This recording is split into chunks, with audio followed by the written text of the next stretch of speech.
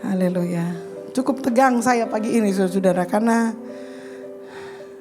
saudara sungguh luar biasa gitu ya. Men, susah saudara khotbah di orang-orang yang spesial. Amin dong. Ya, mikirin Tuhan gitu ya. Kalau Tuhan cepat kasih sesuatu, cepat, kadang saudara aduh kebayang muka saudara gitu ya waktu susun khotbah. Ini kira-kira akan menolong, akan memberikan jalan keluar, relevan, memberikan jawaban atau enggak gitu. Dan itu pergumulan kita sebagai hamba Tuhan. Oke saudara-saudara, saya mau mulai dari mana gitu ya. Saya mau mulai dari sebuah cerita aja gitu ya, cerita. Saudara sedang cerita kan? Iya, oke. Ada seorang Kristen gitu ya, ada orang Kristen yang butuh uang kontrak 5 juta setahun. Dia berdoa, dia bergumul. Karena dia sudah gak punya pendapatan lagi. Karena pandemik, lockdown, dia gak punya pekerjaan, dia benar-benar butuh uang 5 juta untuk membayar kontrak. Ya, benar-benar dalam keadaan terjepit.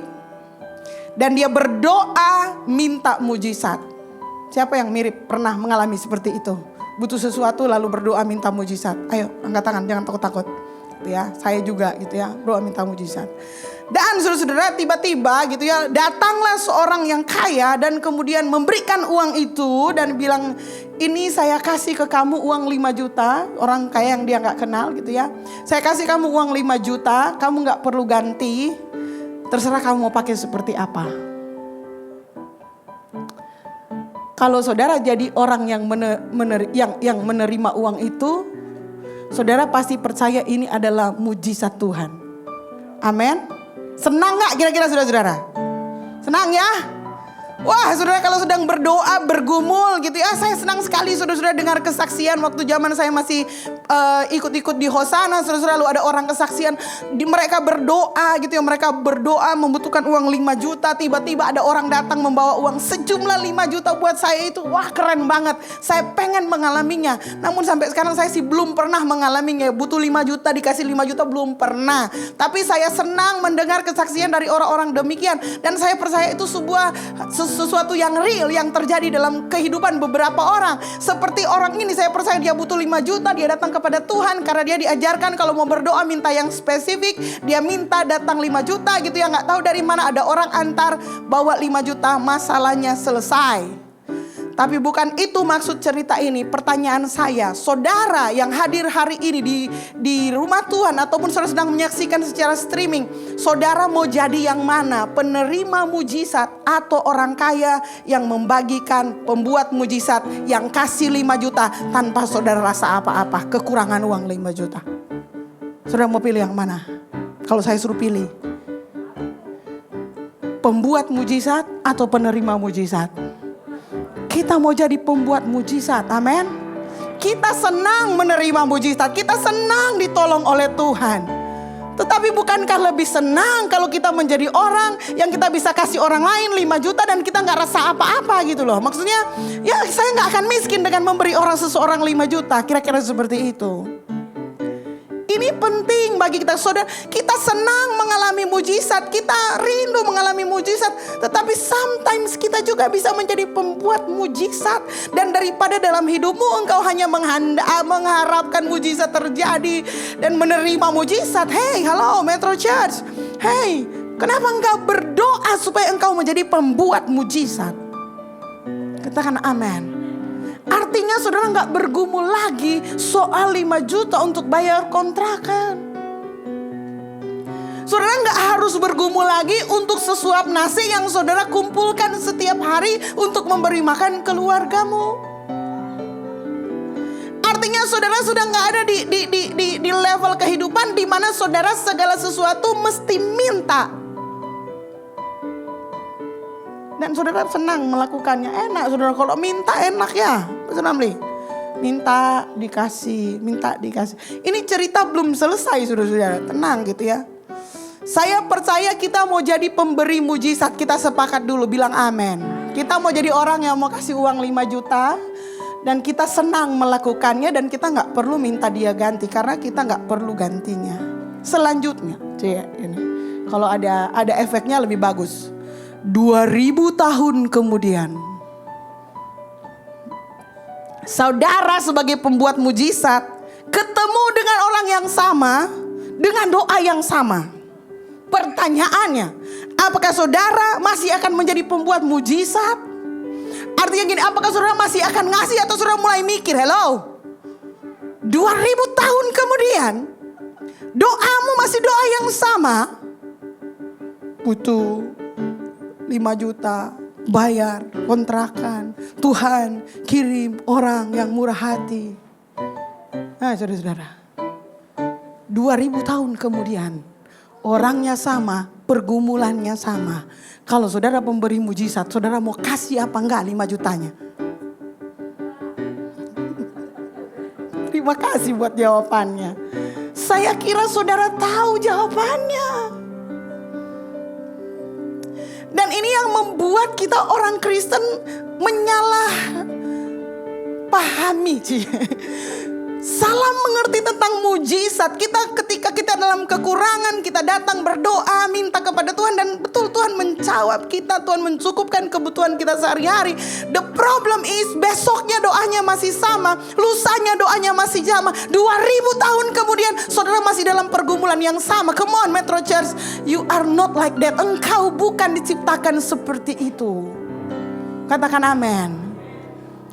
It's okay saudara-saudara, ada waktu di mana kita benar-benar menjerit, ada waktu di mana kita benar-benar kekurangan, ada waktu di mana kita sudah nggak mampu lagi untuk lakukan apa-apa dan kita minta pertolongan Tuhan, dan Tuhan menjawabnya dengan mujizatnya yang ajaib dan kita menerimanya dan kita bersyukur. Tapi tolong sekali saja, jangan 2 kali, jangan 3 kali.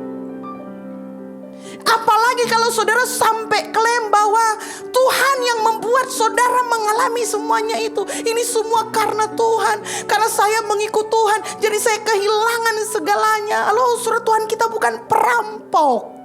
Tuhan kita gak mau merampok apa-apa dari kita. Dan jangan pernah sekalipun saudara berpikir gitu ya, Tuhan akan mengirim mobil kepada saudara untuk menabrak saudara sehingga hidup saudara akan sengsara menderita patah-patah. Enggak. Buang pikiran itu saudara-saudara. Kalau saudara sedang mengalami kesusahan, saudara sedang mengalami kehimpitan, kesengsaraan, kemiskinan, kekurangan, jangan berpikir bahwa itu karena Tuhan yang membuat saudara demikian.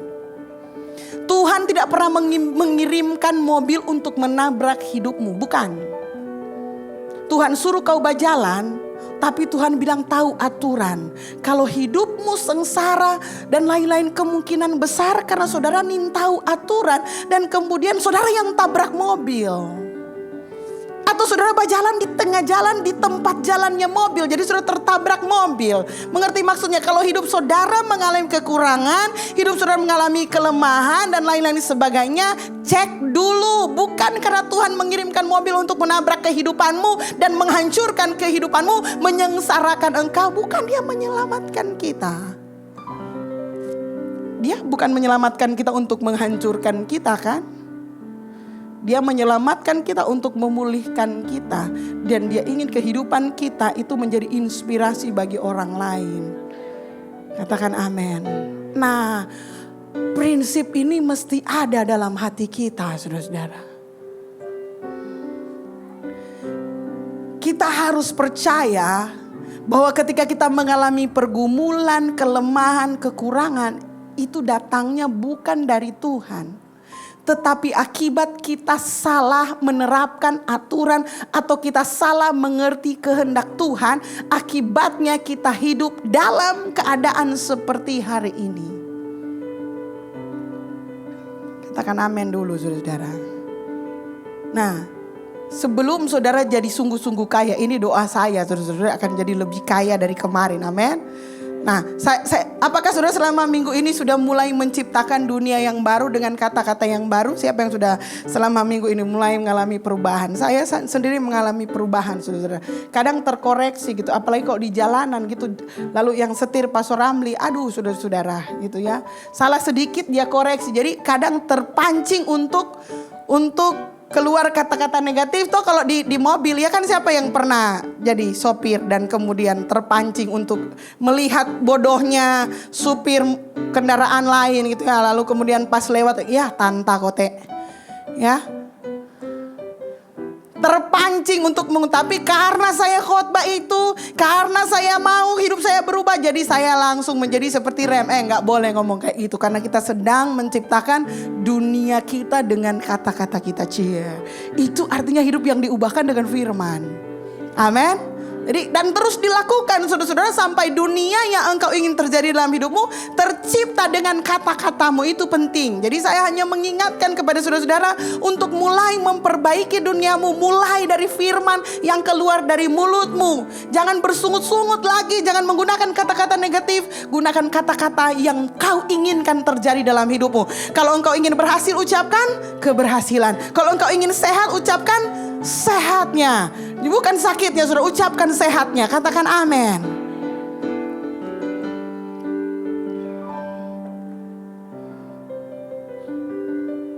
Jadi itu penting untuk kita lakukan. Nah saudara-saudara, sebelum kita lanjut sebelum sudah menjadi kaya sungguhan gitu ya. Kan ini masih dalam proses menjadi kaya. Bilang amin dulu dong. Saya sangat percaya dan saya sangat yakin. Itu jadi masalahnya. Keyakinan saya dan keyakinan saudara seringkali beda. Saya bilang, saya lebih semangat saudara menjadi kaya dan saudara agak kurang semangat gitu ya. Apalagi kalau di antara saudara masih ada curiga. Nih pastor nih ngomong soal duit pasti ada maunya. Nih pastor kalau sudah ngomong soal kemakmuran pasti ada maunya. Hei saudara-saudara, mari kita tanya diri kita hari ini. Kalau Tuhan Yesus bergaul sama kita hari ini gitu ya, gaul, duduk, makan, ngopi, ke rumah kopi, kemana, nongkrong bareng-bareng dengan kita dan ngomong masalah finansial, ngomong masalah keuangan, kira-kira saudara-saudara, Tuhan akan nyambung dengan kita apa enggak? Tuhan akan senang ngomong dengan kita apa enggak? Tuhan bergaul dengan semua orang. Yes, saya percaya itu. Semua orang, dia kasihi semua orang. Orang berdosa, dia kasihi semua orang. Tapi saya mau tanya, pertanyaannya bukan soal mengasihi. Semua umat manusia dia kasih. Kalau sekarang lagi nongkrong dengan Tuhan dalam keadaannya sebagai manusia dan ngobrol-ngobrol dengan kita saudara-saudara, kira-kira Tuhan tertarik gak bergaul dengan kita? Kira-kira Tuhan tertarik gak dengan kisah yang keluar dari mulut kita? Kira-kira Tuhan senang gak bercanda dengan kita? Halo? Atau saudara akan menjadi kelompok yang paling pertama ditinggalkan oleh Tuhan? Tuhan mengasihi semua orang, tetapi tidak semua orang dia suka bergaul. Saya tahu dari mana? Dari Alkitab, saudara-saudara. Ada satu kelompok orang yang Tuhan sebel banget dan tidak mau bergabung sama-sama dengan mereka. Siapakah mereka, saudara-saudara? Orang Farisi. Yes, benar. Orang-orang yang sombong. Orang-orang yang merasa diri benar. Orang-orang yang gak bisa dinasehatin. Tuhan bilang bajau dari dorang. Munafik dorang semua. Nggak usah berteman dengan dorang. Jangan bergaul dengan dorang. Sekarang pertanyaannya, apakah kita termasuk orang-orang yang kalau nongkrong Tuhan suka atau Tuhan sebel? Saking mungkin kita keras kepalanya gitu loh. Tuhan tuh sampai begini-begini rambut. Aduh, bagaimana mau urus ini orang-orang ini? Sudah dikasih tahu caranya, sudah dikasih jalannya, sudah dibukakan dalam firman Tuhan. Masih berkeras hati, mau hidup sesuai cara sendiri, sesuai mau sendiri, sesuai keinginan sendiri. Kalau hidup mereka jadi kayak gitu gara-gara mereka keras hati, sombong dan gak bisa diajarin. Apa maksudnya saudara-saudara? Kita mesti jadi orang-orang yang Tuhan tuh senang kalau ngobrol dengan kita, termasuk soal keuangan. Katakan amin. Kalau lagi diskusi soal finansial, kira-kira Yesus berapa menit akan duduk di sebelahmu? Apa yang mau kau omongkan dengan Tuhan? Apakah engkau akan, ya payah ya Yesus ya hari-hari ini. Ekonomi jelek ya. Kira-kira itu akan sudah omongkan dengan dia. Dia akan senang mendengarkan kata-kata itu keluar darimu. Apakah itu akan menjadi obrolanmu dengan Tuhan? Aduh Yesus, sorry ya, keluarga kami nih begini. Dan saudara cuma penuh dengan keluhan-keluhan dan lain-lain sebagainya. Apakah itu yang Yesus mau? Atau bayangkan saudara sedang duduk sama-sama dengan Yesus dan saudara membicarakan tantangan dunia ini, dan saudara mau belajar dengan apa yang disampaikan oleh Yesus, maka saudara akan mengalami terobosan dalam hidup ini, dan Yesus akan betah duduk bersama-sama dengan saudara, mengajarkan segala sesuatunya supaya hidup saudara tidak akan sama lagi. Jadilah orang-orang yang mau diajar oleh Tuhan soal keuangan, soal finansial, karena ini soal yang menjadi urusan kita setiap hari. Amin. Kita menghabiskan lebih dari 60 jam setiap minggu untuk mencari uang, saudara-saudara. Mengumpulkan uang 60 jam setiap minggu. Kalau saudara nggak sedang mengumpulkan uang, saudara sedang menghabiskan uang.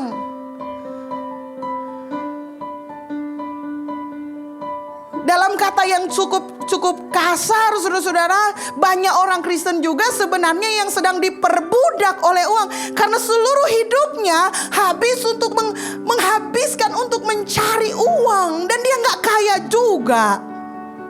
Malah makin miskin, malah makin besar tagihannya, malah makin terjerat dalam berbagai hutang, malah makin susah, malah menyusahkan orang lain. Halo saudara, what's wrong? Ada yang salah dengan kehidupan kita, ada yang salah dengan cara pandang kita, ada yang salah dengan cara hidup kita, sehingga kita kalau duduk dengan Yesus pusing. Aduh, ini orang dikasih tahu nggak mau tahu, sok tahu.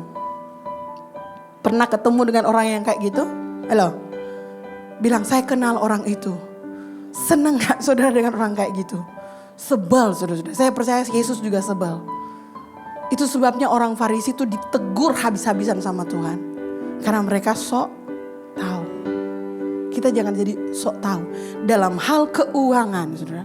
Kalau saudara ingin mengalami terobosan finansial, saudara harus punya pikiran yang terbuka, hati yang terbuka. Enggak boleh curiga. Kalau saudara curiga kepada seorang yang ngomong soal uang, saudara sedang memberitahu apa yang ada dalam hatimu. Kalau saudara curiga, saudara enggak percaya, kalau saudara mulai ngecek ini, mulai muncul pertanyaan nih, jangan-jangan mau nipu dan lain sebagainya. Hey, kemungkinan besar sumbernya dari dalam sini. Dalam hatimu engkau punya bayangan, punya perkataan, punya perspektif, punya sudut pandang yang salah tentang uang, keberhasilan dan lain-lain sebagainya. Itu sebabnya kalau ada orang mulai bicara sesuatu tentang keuangan, sudah mulai curiga, butuh duit nih, mau tingkatkan pendapatan gereja nih, dan lain-lain nih. Oh, kalau saudara ada di pikiran itu, saudara salah besar. Kalau saudara ada di Metro Church Manado. Karena kami serius membahas keuangan saudara. Karena jauh dari dasar hati kami ingin memastikan saudara hidup sesuai dengan prinsip dan cara hidup sesuai firman Tuhan. Dan saudara gak akan menjadi penerima mujizat, tapi saudara akan beralih dari penerima mujizat. It's okay jadi penerima mujizat di awalnya, tapi 2000 tahun yang akan datang, saudara akan menjadi pembuat mujizat. Katakan amin. Ini metafora saudara-saudara, tapi kiranya metafora ini bisa membuat hidupmu jadi benar. Tuhan, 2000 tahun yang akan datang, tolong situasi ekonomi saya gak begini lagi. Ganti doa saudara. Pertemukan saya dengan orang-orang yang akan membangkitkan kehidupan ekonomi saya. Tuhan, tolong saya pertemukan dengan komunitas yang sehat yang akan menolong saya supaya kehidupan masalah keuangan saya selesai. Katakan amin. Ada enggak komunitas itu? Ada. Lihat kanan dan kiri yang ada di dekat sini, salah satunya dia orang yang paling baik. Bilang amin.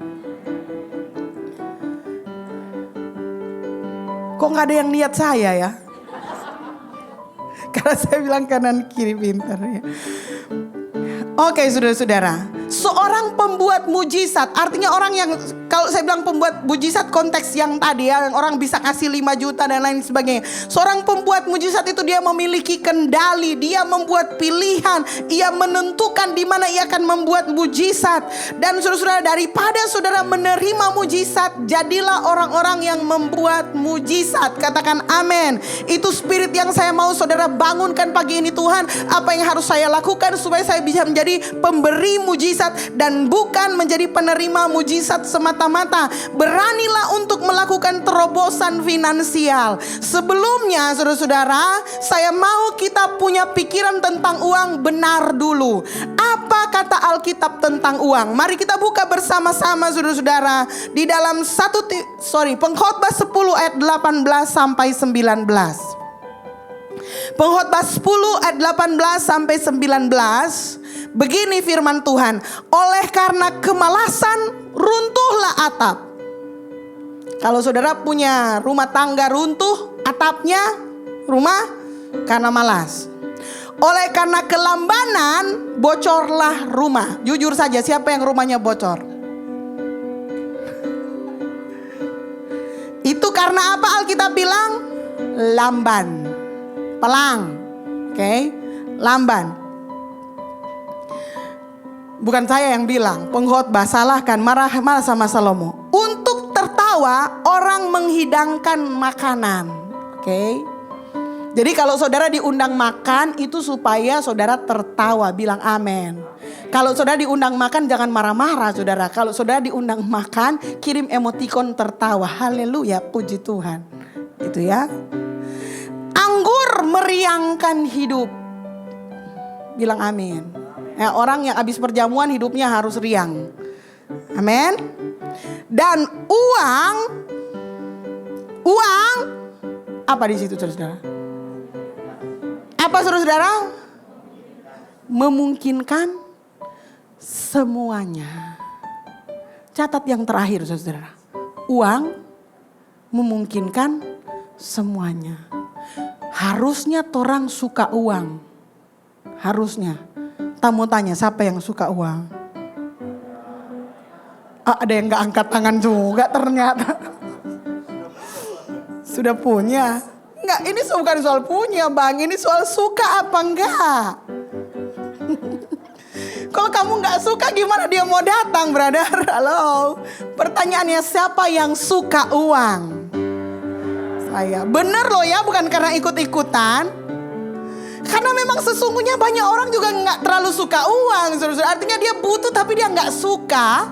Suka dan tidak suka itu penting saudara-saudara. Kalau kita jadi orang Kristen enggak suka uang, saudara mungkin salah baca Alkitab. Uang memungkinkan semuanya, berarti saudara kita mesti berteman dengan uang. Sama-sama berteman dengan uang. Saudara mesti suka dengan uang, bukan suka tamak. Saudara beda, saudara mesti menyukai. Dan di sini saudara, uang itu adalah alat. Sama-sama bilang uang adalah alat.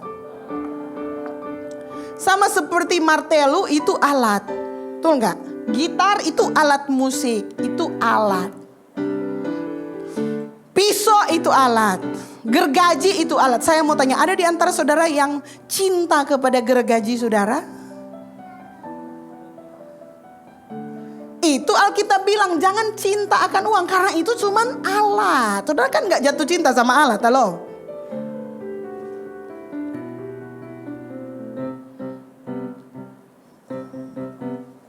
Ini alat bagus sekali. Karen suka main musik. Saya mau tanya, Karen cinta sama keyboardnya atau sama musiknya? Ini kalau dia cinta sama keyboard, Shirley dia akan, kamu keluar dari kamar, saya mau tidur sama keyboard. Right? Jangan salah, saudara gak boleh cinta sama barang. Cinta musiknya. Cintai, kalau suami saya bilang cintai transaksinya. Itulah yang bilang uang memungkinkan segalanya. Nah kalau pikiran saudara soal uang, saudara selalu curiga. Dikasih, saudara dapat bantuan, saudara curiga. Dimintain bantuan, saudara curiga. Saudara ada yang gak benar dengan hal uang di pikiran saudara. Dan kalau saudara belum suka uang, please saudara dengar baik-baik, uang itu tidak akan datang kepada saudara. Oke? Saudara mesti clear, saudara punya pikiran bahwa itu hanyalah alat.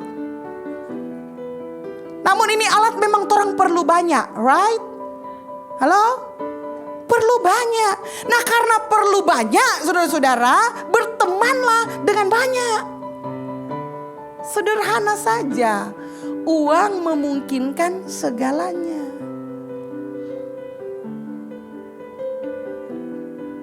Nah karena uang adalah alat, sudah dengar baik-baik gitu ya. Maka uang harus digunakan. Sama-sama bilang harus digunakan. Wah ini pastor, ini berita firman Tuhan apa? Karena itu alat. Sama-sama bilang itu alat. Uang bukan harta terpendam. Ini salah lagi pikirannya. Oh uang adalah harta terpendam. Jadi saudara membayangkan seperti komik zaman dulu, saudara ada peti uang, lalu ada koin-koin di dalamnya. Lalu dalam hidup saudara mencari harta karun, artinya mencari uang. Salah. Uang adalah alat dan bukan harta terpendam. Halo? Nggak ada pengajaran di Alkitab yang bilang uang adalah harta terpendam. Itu bukan harta terpendam. Kalau bakat iya harta terpendam. Potensi dirimu iya harta terpendam. Tetapi uang bukan harta terpendam. Jadi jangan cari di dasar lautan saudara-saudara. Oke? Deal dulu dengan saya. Uang bukan harta terpendam. Sama-sama ucapkan, uang bukan harta terpendam. Uang adalah alat. Dan karena itu alat, uang harus digunakan. Sama-sama bilang digunakan. Tapi karena orang-orang Kristen ini harus ditambahkan dengan lengkap. Uang harus digunakan dengan benar. Sepakat dulu saudara-saudara. Uang harus digunakan dengan benar, bukan dihabiskan. Ini lagi ketemu lagi katanya gitu ya. Kita ini cenderung menghabiskan uang kita. Itu bukan menggunakan dengan benar. Kalau sehari ini saudara, menurut di satu buku judulnya Power Profit, saya lupa lagi P1-nya gitu. Passion Power Profit ditulis begini. Kalau seluruh harta kekayaan dunia ini yang adalah milik Tuhan dibagikan rata kepada semua orang yang hidup hari ini, per orang saudara akan dapat 2,4 miliar rupiah. Sudah dirupiahkan supaya saudara gak susah hitung. 2,4 miliar rupiah jatuh ke pangkuan saudara hari ini. Menurut saudara banyak gak? Kaya gak saudara hari ini secara uang? Banyak. Saudara mau kasih 5 juta saudara gak tutup mata. Kenapa? Cuma 5 juta kita ada uang 2,4 miliar. Tapi 2,4 miliar itu saudara-saudara ingat sekali lagi adalah alat. Uang adalah apa? Alat. Sama seperti sondo, sama seperti pulpen, sama seperti keyboard, sama seperti mic ini itu cuman alat, jangan disembah. Ada yang sembah-sembah uang? Nah, itu cuman alat. Dan karena itu cuma alat, penggunaannya akan menentukan itu akan jadi bagus atau tidak bagus. Mengapa kita salah? Mengapa kita masih seperti 2000 tahun lagi masih doanya sama saudara-saudara? Karena saudara salah menggunakan uang. Mengapa saudara salah menggunakan uang? Karena saudara punya pikiran tentang uang yang salah. Saudara punya pikiran uang harus dihabiskan. Jadi saudara cari uang, sesudah saudara dapat uang, saudara akan dengan selekasnya menghabiskan. Makanya karena saudara punya spirit menghabiskan, jangan marah kalau saudara pada akhirnya habis terus. Karena apa? Salah gunakan. Begitu datang uang 100.000, 5 juta, 10 juta. Begitu ada uang datang di tangan saudara, apa yang saudara lakukan? Langsung tabayang mantos.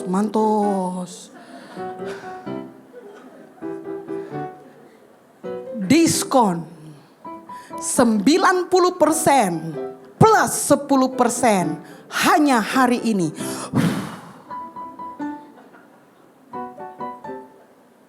Enggak perlu sepatu.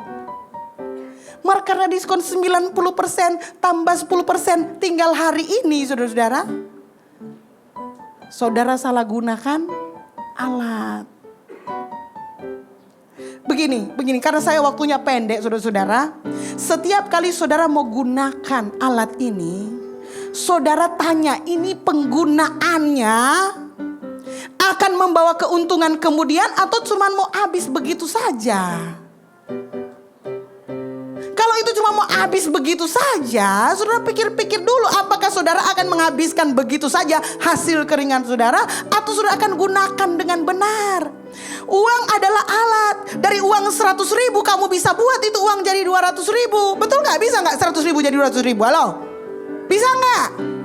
Bisa. Siapa yang bilang gak bisa? Nggak pakai ilmu nujum saudara-saudara, pakai bakat saudara, pakai talenta saudara, buat uang 100.000 jadi 200.000. Itu yang Tuhan mau. Begitu dapat 100.000 langsung habis. Sekarang marah 2000 tahun kemudian. Tuhan kasih satu. Apa tapi bakat? Baking onde-onde. Maaf saudara-saudara, dari semua cookies cuma onde-onde yang Pastor Milan tahu baking. Kalau sampai enggak punya apa-apa lagi, kita bisa bikin. Tuhan kasih berkat. Paski, salam, karena dia so jadi barbershop terkenal, saya so miskin mungkin. Dapat 100.000. Buatlah onde-onde. Modal 100.000. Mau jadi berapa? Hai pembuat onde-onde. Oh, 300.000 bisa. Begitu cara kita menggunakan uang saudara-saudara. Lalu dari uang 100.000 itu kita jadikan 300.000, kita pakai 100.000-nya. Jangan pada datang 100.000 langsung habis 100.000. Besok habis lagi, sudah salah. Salah mempergunakan uang. Saudara, jangan berharap saudara mau kerja di lain-lain. Itu kurang kemudian. Saudara butuh pengajaran 1 semester lagi. Tapi hari ini manfaatkan apa bakatmu, apa yang ada di dalam dirimu. Lalu saudara gunakan dengan alat yang ada. Uang adalah alat. Bilang amin. Waktu kunjungan bulan Desember saudara-saudara, saya kunjungan. Kan saya kunjungan tanya-tanya biasa itu. Memata-matai. Dalam arti yang bagus gitu ya. Saya tanya ini kerjaannya apa? Bikin kue. Wes, bagus. Ini apa? Catering kecil-kecilan pastor. Saya tanya sudah jualan online? Sudah, bagus. Saya doakan gitu ya. Saya ke rumah satu lagi. Ini bikin kue lagi. Saudara, lebih dari 10 jemaat MCM pinter bikin kue. Saudara tahu otak dagang saya apa? Kalau 10 orang ini bergabung saudara-saudara, mereka akan jadi raksasa kue, betul gak? Mereka akan jadi raksasa kue yang bisa punya jaringan yang lebih besar. Dan mereka bisa sukses. Tapi kita gak mau kerja sama orang lain. Dia sama tahu tapi resep. Kong dia lari dan kong dia tipu. Halo saudara-saudara, ingat engkau sedang menciptakan duniamu. Saya sih cuma membayangkan kalau ini, jago bikin ini, jago bikin ini, jago bikin ini. Ketemu jago jualan satu orang yang jago jualan saudara-saudara. Ada orang gak bisa bikin apa-apa dia. Onde-onde pun gak bisa. Tapi dia jago jualan. Dan ketemu dengan orang yang punya pabrik ini, yang punya penghasilan. Dan dia bisa jual saudara-saudara. Walau saya percaya 2000 tahun yang akan datang. Ini orang akan jadi pemberi mujizat semuanya. Katakan amin. Cuman kita senang dengan kesusahan kita sendiri. Kalau bangkrut cuma kita yang bangkrut. Kalau bangkrut sama-sama no. Halo, minimal ada teman yang seperasaan. Makanya bikin usaha jangan bangkrut. Saudara mengerti maksudnya? Gunakan alat itu dengan benar. Ini firman Tuhan saudara-saudara. Kalau saudara terima alat itu, gunakan dengan benar. Dalam hal ini saya juga mau menjelaskan. Tuhan tidak setuju saudara parkir-parkir uang. Tuhan tidak bilang harta yang dikumpulkan bakarat. Karat itu karena apa saudara-saudara? Karena gak dipakai, betul gak? Nah, pastor kita tabung banyak. Ingat untuk masa depan. Mungkin ini kebenaran yang orang perlu sadar hari ini. Tabungannya harus dalam bentuk kegerakan. Jangan kasih badiam. Kalau badiam pasti bakarat. Karena karat cuma datang kepada benda yang berdiam. Halo? Betul gak? Karat dan ngengat akan menghabiskan. Karena itu cuma didiamkan. Jadi kalau saudara punya uang, digunakan. Sama-sama bilang digunakan. Digunakan dengan cara yang benar. Makanya kalau saudara punya uang banyak, mungkin saudara perlu investasi, cari portofolio yang bagus, belajar lagi. Tapi uang gak boleh didiamkan, karena itu alat. Pernah punya obeng, saudara punya pisau, dan saudara biarkan selama bertahun-tahun gak dipakai. Pisau yang saudara tajam setajam-tajamnya. Habis setajam saudara simpan. Dalam waktu 3 bulan, gak perlu disuruh tumpul, dia akan tumpul dengan sendirinya. Patah, betul gak? Karena itu tidak digunakan. Alat harus digunakan dengan benar. Ada beda antara digunakan dan dihabiskan. Oke? Sebelum saya tutup, terakhir, Mazmur 35 ayat 27, supaya saudara mengerti. Bahasa Inggris saya baca karena ayatnya keren di bahasa Inggris. Let them shout for joy and rejoice, who favor my vindication and want what it is right for me. Let them say continually, let the Lord be magnified, who delight and takes pleasure in the prosperity of his servant. Tapi bahasa Indonesia begini, biarlah bersorak-sorai dan bersukacita orang-orang yang ingin melihat aku dibenarkan. Biarlah mereka tetap berkata, Tuhan itu besar, dia menginginkan kemakmuran hambanya. Itu dalam bahasa Inggris. Dalam bahasa Indonesia, keselamatan hambanya, betul kan? Memang sama, keselamatan, kemakmuran. Tapi dalam terjemahan, 3 terjemahan bahasa Inggris, saudara-saudara, itu berarti kemakmuran. Kita bukan penganut teologi kemakmuran yang buta, saudara-saudara, tapi saya percaya ayat ini akan terjadi dalam hidupmu. Katakan amin. Artinya Tuhan akan bersorak-sorai gini, karena orang-orang akan bersorak-sorai, orang akan berkata begini, Tuhan itu besar dan dia menginginkan kemakmuran hambanya. Tuhan menginginkan kemakmuranmu. Halo saudara-saudara, itu hatinya Tuhan.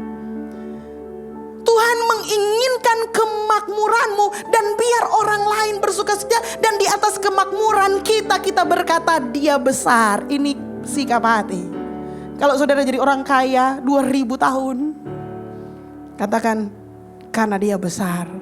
Karena saya dengar firman Tuhan dan saya pakai praktek firman Tuhan, saya jadi seperti hari ini. Katakan amin.